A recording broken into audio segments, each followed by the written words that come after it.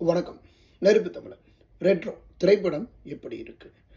தலைப்பு பொருந்தவில்லை அப்படின்னு பார்த்தாலும், ஏதோ கங்குவா அப்படிங்கிற ஒரு தலைப்பும் அப்படி இப்படி இருந்தாலும், இந்த தலைப்புகள் எல்லாம் சூட் ஆகவேலே படம் எப்படி சூட் ஆகும் அப்படிங்கிற கேள்வி நியாயமானதாகவே இந்த இடத்துல தோணுது.